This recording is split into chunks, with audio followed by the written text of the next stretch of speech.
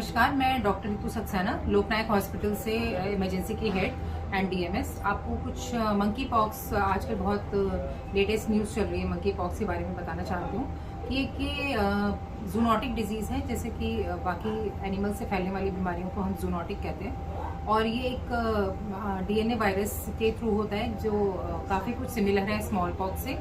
और इसको orthopox virus कहते हैं, जो पॉक्स विरिटी जो एक फैमिली है उससे बिलोंग करते हैं। स्मॉल पॉक्स के जैसा ही कह सकते हैं, स्मॉल पॉक्स और काउपॉक्स वायरस के जैसा ही होता है ये।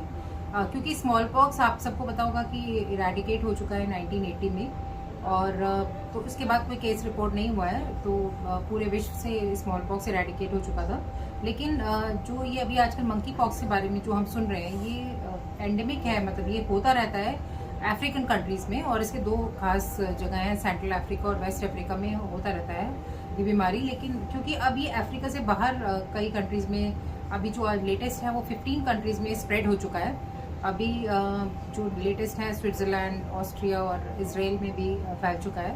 तो उसके केसेस रिपोर्ट आ रहे हैं, जो कंफर्म केसेस मिले हैं, more than 100 cases outside Africa मिले हैं। इसलिए ये कंसर्न का मैटर है, और इसीलिए WHO इस पर काफ़ी मॉनिटरिंग चल रही है इसके ऊपर, और सारी कंट्रीज़ में अलर्ट है।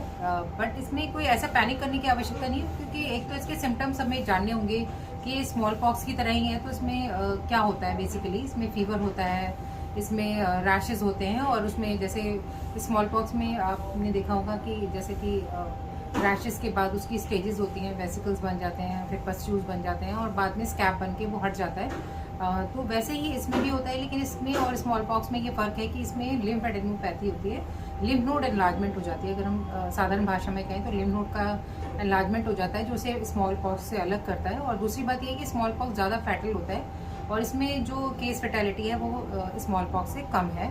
अभी तक जो नॉन एंडेमिक कंट्रीज़ हैं उनमें कोई भी केस रिपोर्ट नहीं हुआ है जिसकी डेथ हुई हो, तो ये एक अच्छी बात है। लेकिन क्योंकि ये कई कंट्रीज़ में आया है और इसका कोई रीज़न, ज़्यादातर ये पहले ट्रैवलिंग से जो लोग अफ्रीका में ट्रैवल करते थे उनको होता था, लेकिन आजकल क्योंकि ये नॉन एंडेमिक कंट्रीज़ में काफ़ी में निकला है, तो इसमें काफ़ी मतलब हम लोगों को अलर्ट रहने की आवश्यकता है।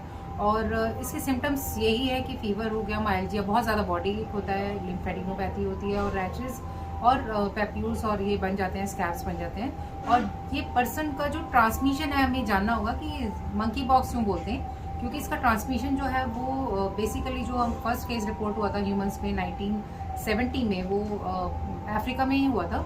और से कई केसेस अफ्रीका में रिपोर्ट होते रहते हैं, बेसिकली मंकीज़ में, स्क्विरल्स में और रैट में ये केसेस इसके होते हैं, जो कि जानवर से ह्यूमन में ट्रांसमिशन हो जाता है। एनिमल टू एनिमल भी होता है और एनिमल टू ह्यूमन भी होता है। लेकिन इसमें एक जान लेने वाली बात ये भी है कि ह्यूमन टू ह्यूमन ट्रांसमिशन भी होता है, और ह्यूमन टू ह्यूमन ट्रांसमिशन होता है जो रेस्पिरेटरी ड्रॉपलेट्स होते हैं, या फोमाइट्स होते हैं, या जो बॉडी फ्लूइड होते हैं पेशेंट के, अगर उनके कांटेक्ट में कोई आता है तो उसको ये इन्फेक्शन हो सकता है। तो इसलिए अलर्ट रहने की आवश्यकता है हेल्थ केयर वर्कर्स को, जो